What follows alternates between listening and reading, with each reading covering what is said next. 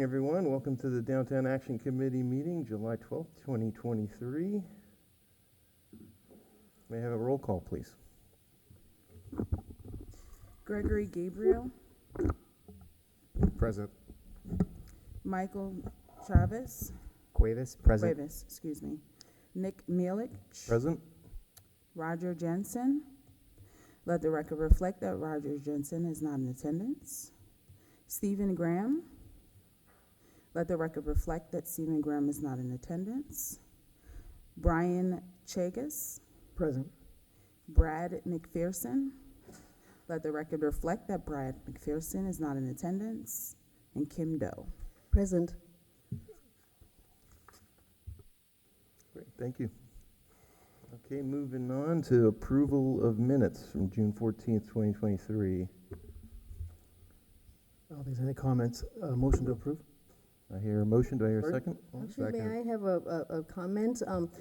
I think the minutes was written is beautifully done. Just the one point about the storm water management, the 25-year versus 100-year standard. I raised a comment, and the civil engineer on the applicant team did agree. So then I didn't specify that it should be a conditions, but maybe in today's minutes, if we could maybe add on that the applicant will do the project based on the stormwater management based on the 100-year standard.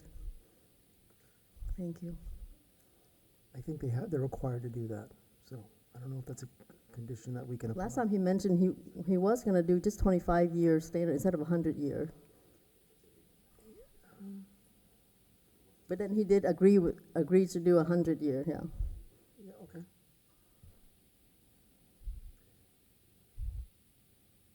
Maybe we can get a verification from that from staff.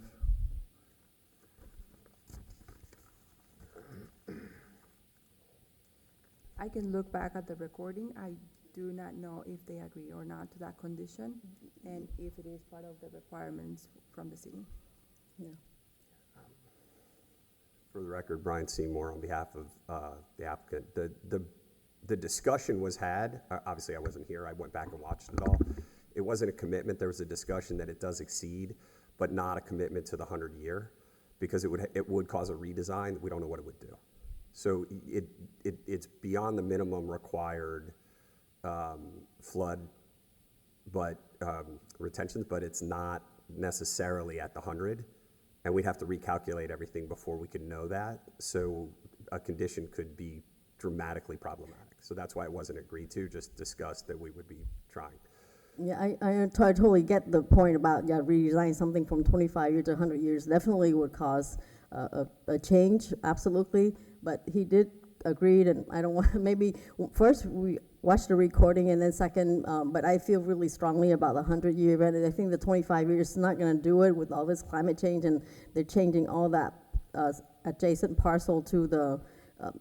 Changing all the pervious to impervious and the slope, going down to Rosemary and all these factors. So I don't want to delay this, but I think it's important. I'll work with Claudia. We'll go back and look at the tape, and if there were commitments that were made, I'll talk to our client and we'll go back and look at that. Okay.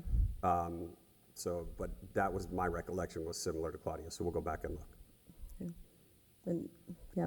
And discuss with the civil engineer, because in my understanding, when he was up here, he said yes, who will do it. All right, we'll get that verified. Report from the city urban designer. Motion to approve? Oh, sorry. Motion to approve. So the second, I'll second the all in motion. favor of approval of minutes, say aye. Aye. Aye. Opposed? Nay. Minutes passes. Report from the city urban designer.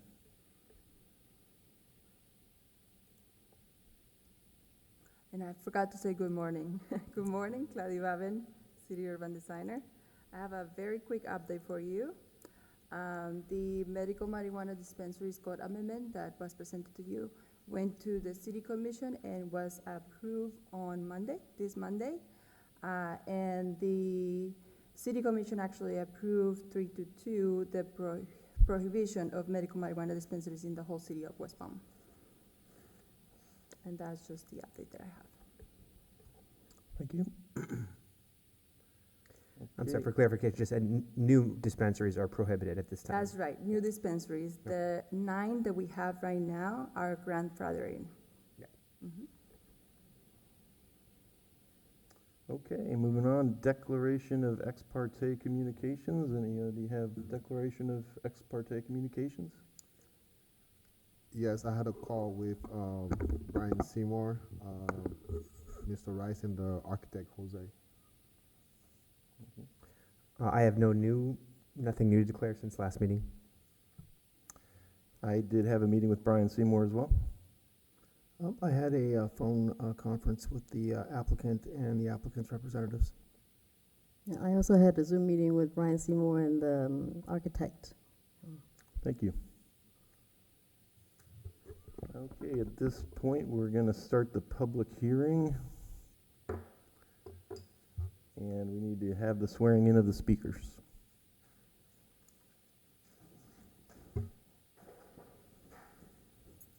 Do you swear or affirm that the testimony that you're about to give today is the truth and nothing but the truth? Okay, continued cases, none. Oh, wait, am I on the right one? Sorry, I'm on the minutes, hang on.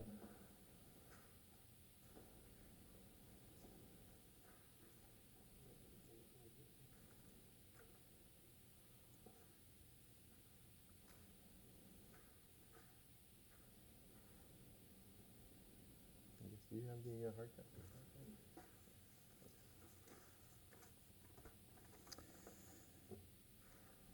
Okay.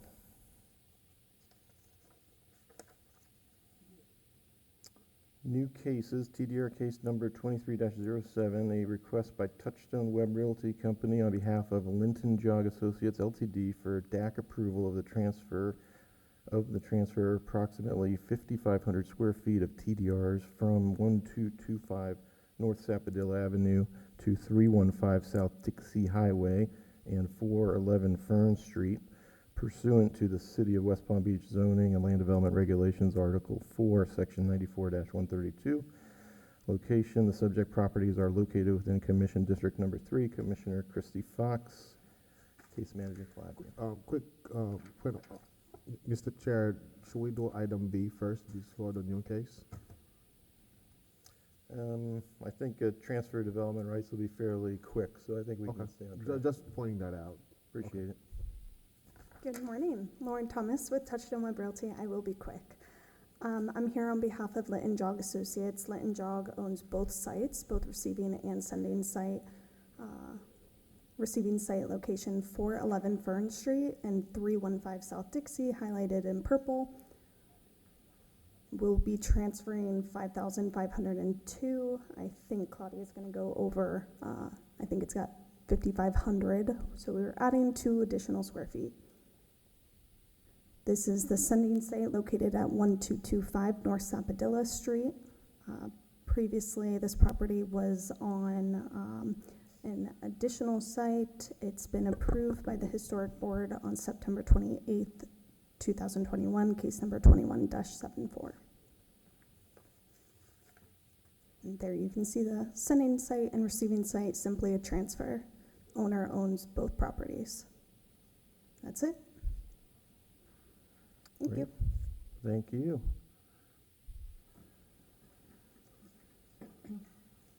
I'm also going to be very quick. Again, Claudia Babin, City Urban Designer.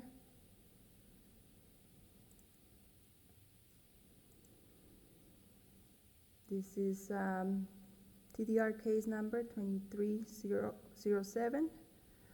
This is part of our TDR program, which is the goal and the intention of it is to preserve the historic properties and the creation of urban space in the downtown. So that way it allows transfer of our use development rights from historic properties to newly created open spaces, calling sending sites to receiving sites in the downtown area. This is the sending site that the applicant already explained where the location is.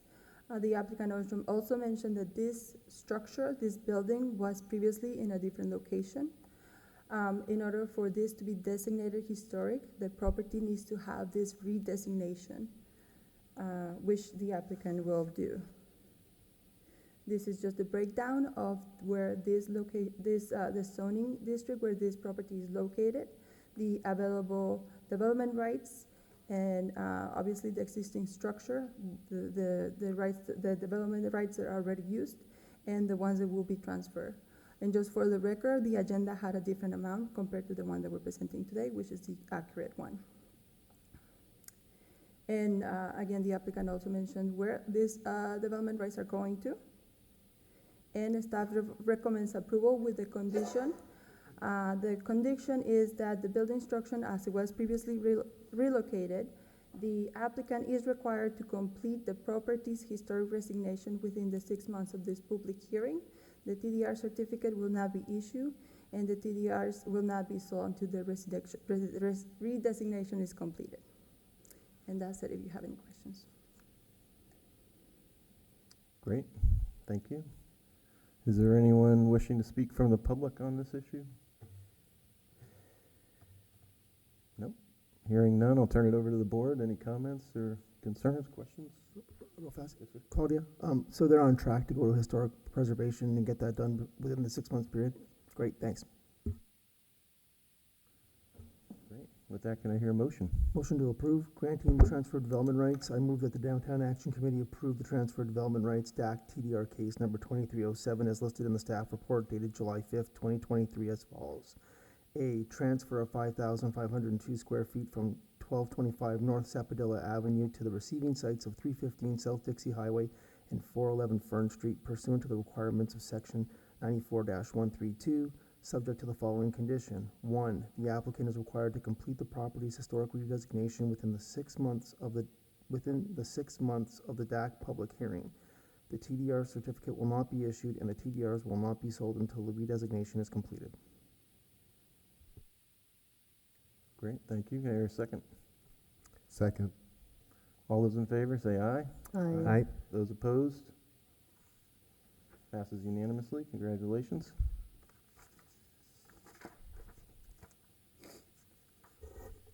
Code revision cases. I don't think we have any code revision cases, nor do we have administrative approvals. Here we are at unfinished business. No unfinished business, no new business. We're at other business, number 9. Review of architectural modifications for formal site plan review case number 22-22. At the June 14th, 2023 DAC meeting, formal site plan review case number 22-22, Biana Hotel, 609-613-617 Avernia Street, received DAC special review approval. However, the following condition was levied by DAC. The application will come back to DAC for architectural modifications that will include mechanical screening element, the vertical blank wall in the southeast corner, the rooftop railing, and the ground level facade between the existing historic hotel and the new hotel entry area. The applicant would like to present the revised elevations and architectural plans to the DAC. Hi again, Claudia Vaven, City Urban Designer. Before I hand it over to the applicant, I just want to inform you that the staff actually reviewed what was revised, the elevations and renderings that were provided by the applicant, and we do recommend approval with that condition. This condition is for the architectural treatment that is enclosing non-active uses. And the condition is just to make sure that that treatment is really visually screening medical equipment or non-active uses that could be behind this screening. And that will be worked out with city staff before the building permit. And with that, yeah.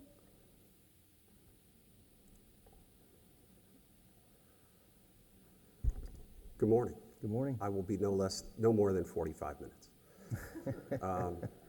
I'm going to be very brief. The issues that were raised have been done. We've spoken, obviously, to most of you. Mr. Cuevas got to take a vacation, lucky him, so he didn't have to bear with me talking through all this. But very briefly, and I'm going to focus on the front facade that you see in front of you, which is along Avernia. And then these elements that we're going to talk about, other than the public art element that we're working on, what we hope to be public art, but the art element, it really does carry throughout. Starting at the bottom, one of the key elements, there was a discussion about connectivity.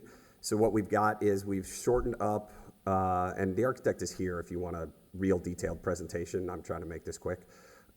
We've shortened up the wood framing of the main entry and then cleaned out and lightened up along the bottom, as you can see, the feature that extends over the entryway, so that fits there. The wood features coordinate with the wood that's in the historic building portions that are going to be remained. And then you keep the green wall, the art feature that is in the front of the building remains. And so things line up a little more there, which was one of the comments that was done for the ground floor. So you see all of that connectivity running back through. On the blank wall issues, you can see the art element, which incorporates the coloring and schemes and the circular patterns that run through both. It's a little hard to see without zooming in, but on the front of the Hotel Avernia, you have both diamonds and circles, and those are carried throughout. And the circular pattern was important for part of the design elements for the Viana branding that we have, as is some of the, that natural feel that comes through. So what you have is the green wall connecting up through these flowered elements that go up. On the other side of that, there's also a change where there's a cut through, so you don't have a blank wall. So now you've got pieces, I could show it to you if you want, that are open along the balconies, and then the cornice carries back as well to break that up further. And then as you get towards the top, what's been done there is you can see those three elements that are added, what used to be pure of those bamboo type strips. It's been carried all the way up, the same window type treatments, the screening that Claudia mentioned, and we gave that detail. We totally understand and agree that at building permit, it's got to be, consistent with the code requirement to make sure that it fully screens the mechanical equipment. So we get that and have no problem with that. We did lighten up those bamboo natural type elements that run there. So that got a little bit lighter, which is why that screening obviously becomes a little more important for Claudia. She raised that with us, and we can appreciate that. And then as we get towards the top, again, to lighten it up, instead of the frosted glass that had been there previously, it's now, it's lower. So it was at 6 feet, it's now at the code requirement, which I think is 4.5, but it's at code. So it's been lowered and then lightened up, and it's now a rail sort of a feel to it instead of a full, complete opaque piece there. And so that's really the basic premise of it. There's obviously details that go into every piece of it. If you have questions, we're happy to answer it, but having spoken with you, I don't think we need to take your whole morning here this morning.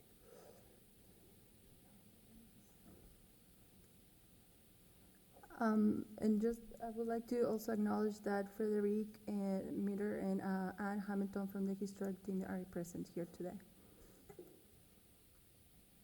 Great, thank you. Okay, does any member of the public wish to make any comment? Seeing none, I'll turn to the board for comments. May I ask that the 3D rendering on the east-facing wall be shown as well? Yep. I'm going to go to...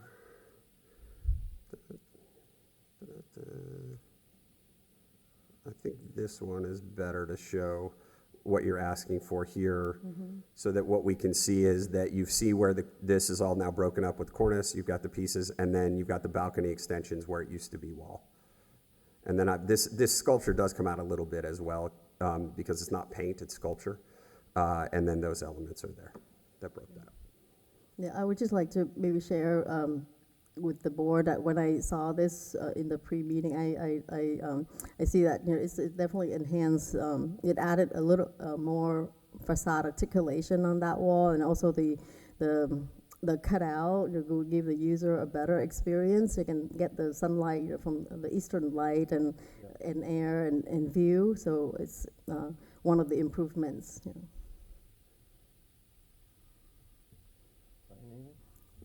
Thank you for taking it back and giving it a rescan. It obviously enhanced it, and We appreciate your efforts, and we're sorry that we held you up a month, but I think we have a better looking project today. Thanks. Michael, any comments? Yeah, I mean, I concur. It is a better project, and I'm glad you took the time to go back to the drawing board and make the improvements. And I think it's definitely more cohesive. And I mean, again, I'm not an architect, but I like it, and I think it'll be a great addition to the downtown. Gregory? Yeah, just want to echo what the other members have said. Thanks for bringing this back, and the improvements are worth it. I do see how you complement the older hotel to the new one, and all those small details you add, the art. It's a much better project. The facade, well articulated. The massing it's there. So I think it's a much better project, and I like it. Great. I agree. I think it was a good tighten up and good reaction to the comments in terms of responding to that critical feedback. And so with that, I think can turn it over for a motion.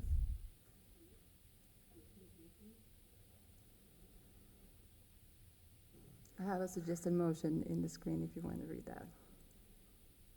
Motion to approve FSPR 2222.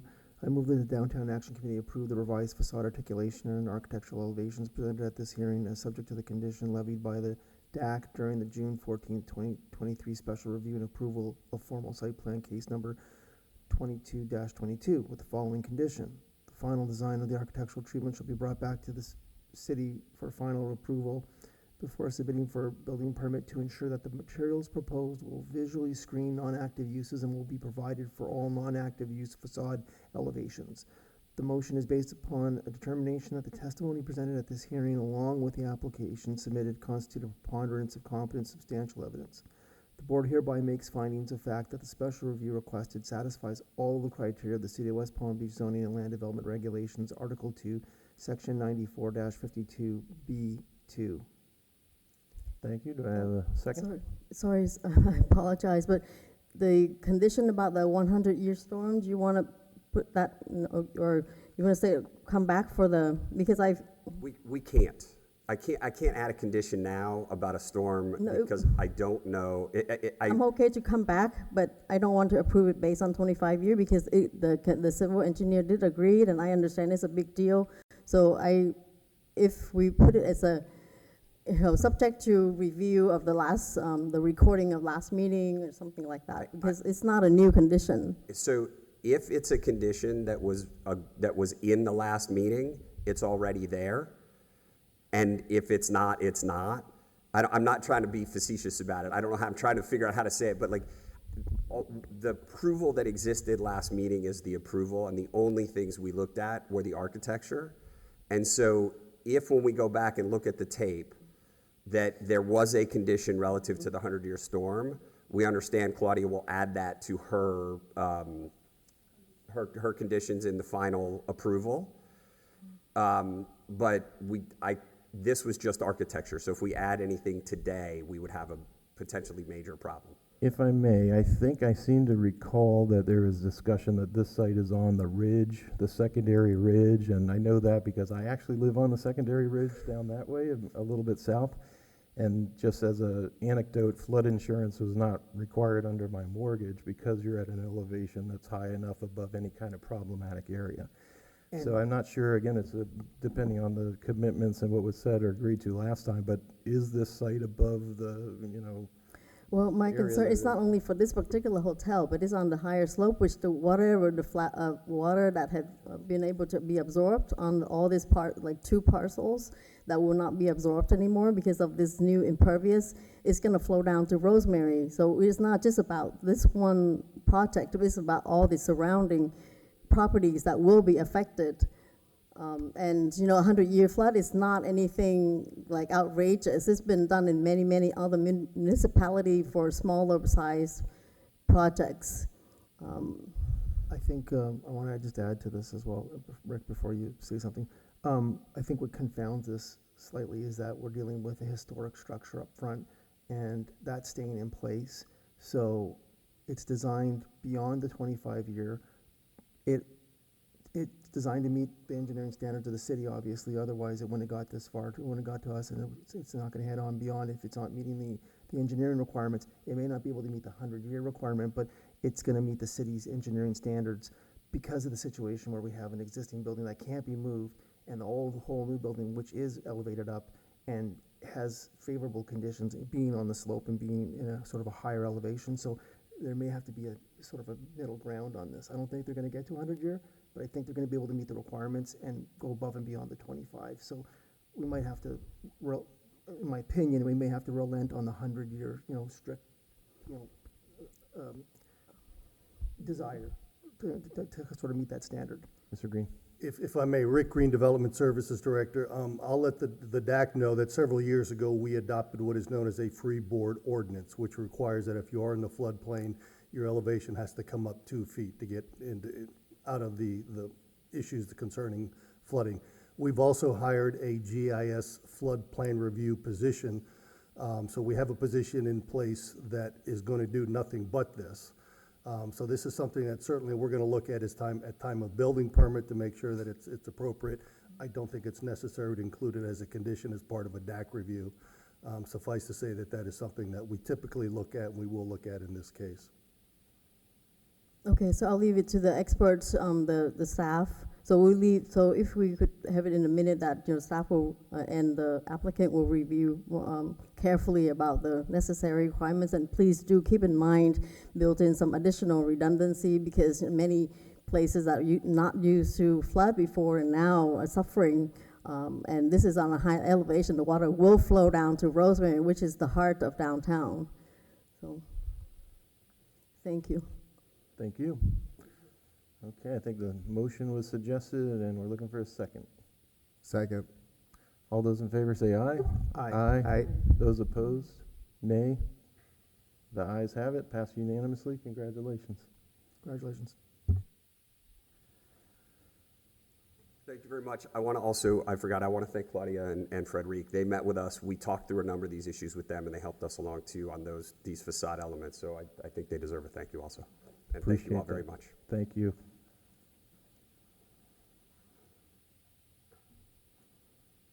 Okay, I guess, I do have. okay. Yeah, sorry, one more thing. Sorry, old business, but is new business to be reviewed. There was a case brought up earlier. I couldn't find it because when I look back in the previous, I looked at back at the previous online packages, it wouldn't let me go back into the link didn't have the packages anymore. But there was a case where the school board issued an impact letter, something similar to that, requiring an applicant, you remember, right? So the staff did not want to condition the payment of the school impact fee is one of the requirements before issuing the certificate of occupancy. Do you remember that now, right? So.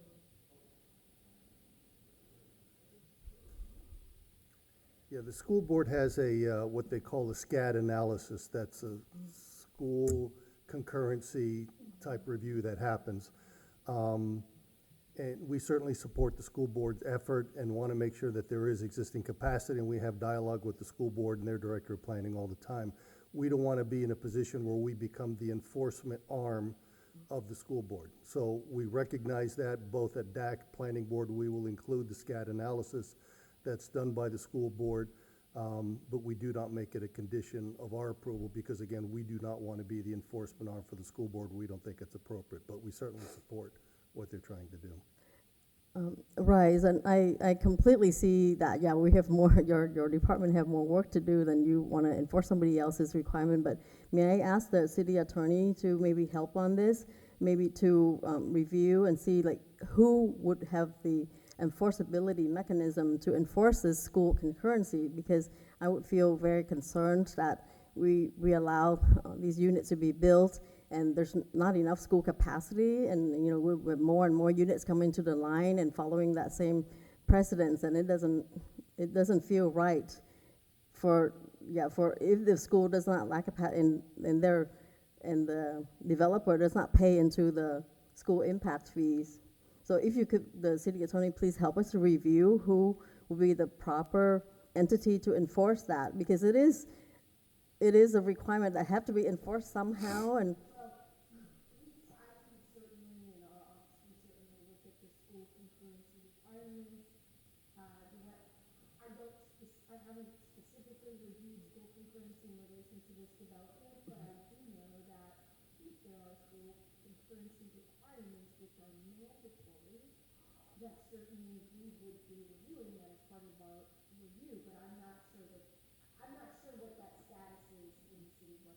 right, I don't expect you to answer right now, but if you could help us.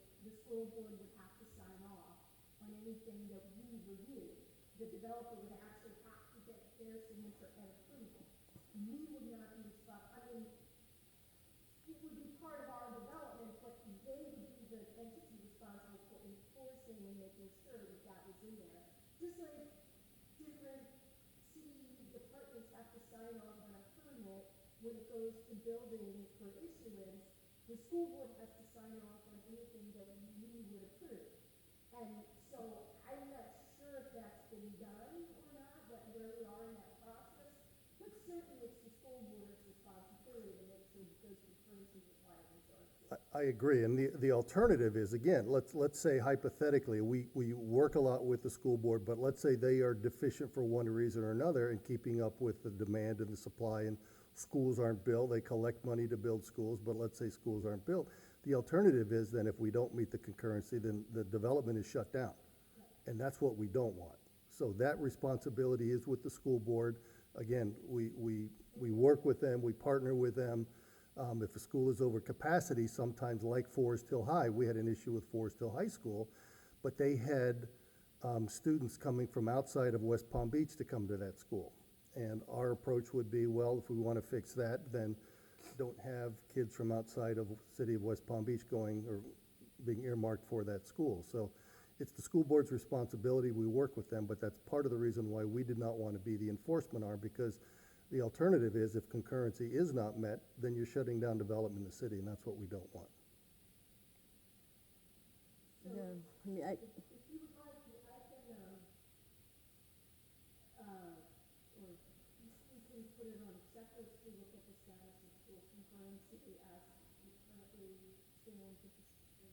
well, I think it's the status, and then really who can have who can have the enforceability. If not us, then like how would the school enforce it? Because I just feel very strongly, because I moved here from Boca and they had the exact same, like even more serious. And if there's a requirement but nobody is going to enforce it, it's not going to be good for the residents in the long run.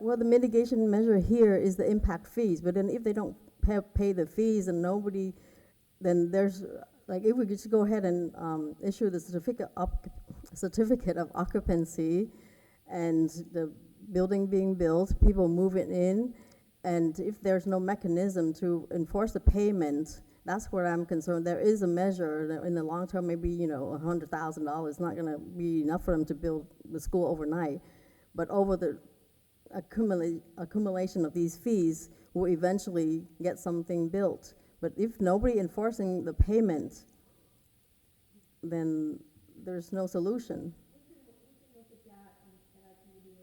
Thank you.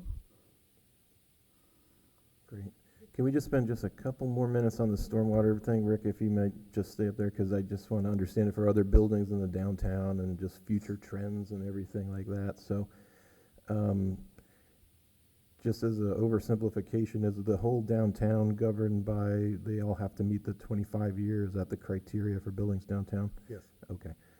Doesn't matter if they're on a ridge or if they're on a lower, that's the standard. So you mentioned a GIS position now. Is that position going to basically look at the future of downtown and say, we need to do these things, which might include changing the minimum criteria from 25 to 50 I to presume that'll be 75? part of that person's responsibility, but it's primarily when a building permit comes in.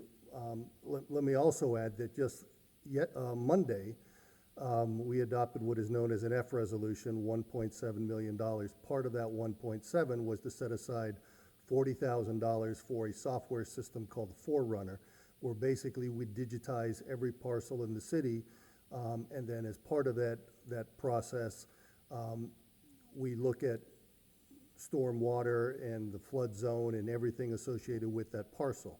So this will be a system that I think ultimately we will put on the city's website. You can click on a parcel, you can see whether you're in a 25-year flood zone, you're in the 100-year, and it's mapped. And I had an example, actually.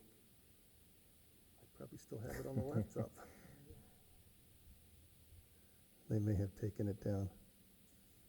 No, there it is, I think. Let me see. No, that's not it. But anyway, that's what that software does, and I'm trying to see if I have it. Now, I had it on here for Monday's meeting, but it looks like it's gone now. But that's what the software does. It's basically, it's a GIS iteration of every parcel and the flood status. So when a building permit comes in, that address will be tied to the Forerunner software system. It'll automatically be flagged. But again, we've been using the Form Board ordinance for probably 5 or 6 years now. And then again, if you are in the flood zone, you have to raise your property 2 feet before you can begin. Mm-hmm. Great, thank you. Rick, while you're at the podium, Yes. just curious of what the status is of the electronic submittal system?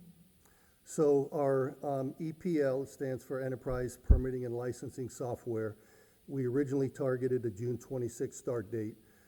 We had an issue with the interface between payments and our financial system, so we didn't think it would be prudent to move forward. So we have a new go-live date of July 31st. That date is still good. In the time between June 26th and July 31st, we've gotten a lot done. We've been able, I believe, to work out that interface. We probably have had over 200 people within the city trained. In some respect, we're going to reach out to the private sector and do some training. Nick, the people in your office and others that do a lot of work with the city.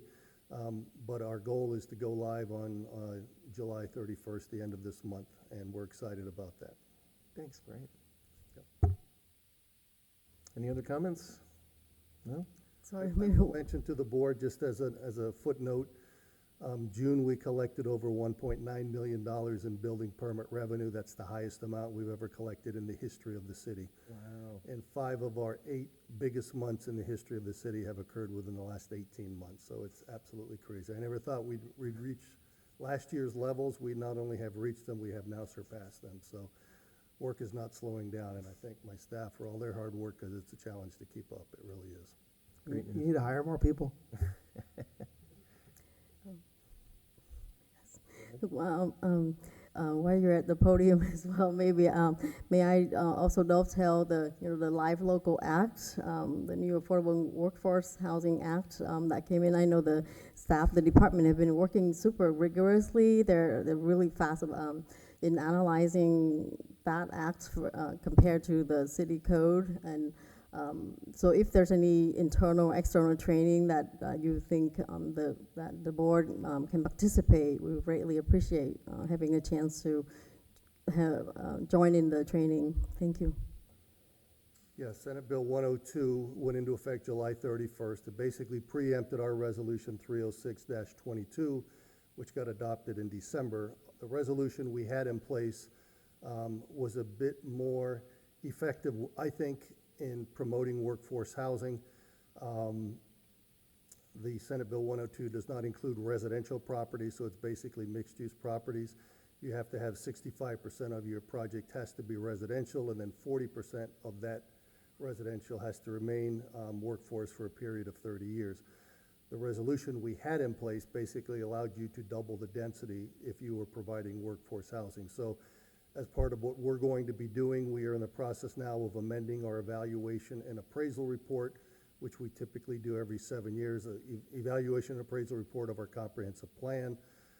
We're going to do that and go back to what we had with the resolution that was basically preempted with this Live Local Act on July 1st. We're meeting with developers next week to get input from them on the future changes we may make. We did give the opportunity to some developers that if you submitted a complete application to us by June 30th, prior to the July 1st initiation of the Live Local Act, we would honor the old resolution. And to no surprise, we had 5 projects come in on the very last day that want to utilize the old resolution because it's far more, we think, far more effective. And one of those sites is 8111 South Dixie, the south end of the city. And we've had others as well, so. But you'll be hearing a lot about that, and I think there's going to have to be some corrective legislation to Senate Bill 102 because a lot of holes in that legislation, and our council may want to. Yeah, I was actually just at a city attorney conference last week, which was really good, but there were a lot of different, it's not just Live Local, there's other bills that will affect local government regulations, so but I agree, I think that some of this legislation gets rolled out, it can be very vague, and then we all try to deal with it, and then it gets tweaked, and then, but eventually, hopefully, you'll have a good working foundation. We'll get there, but I guess it's a start, with regard to affordable housing, the Live Local, so. Great. Well, thank you, everyone. I think with that, we are adjourned.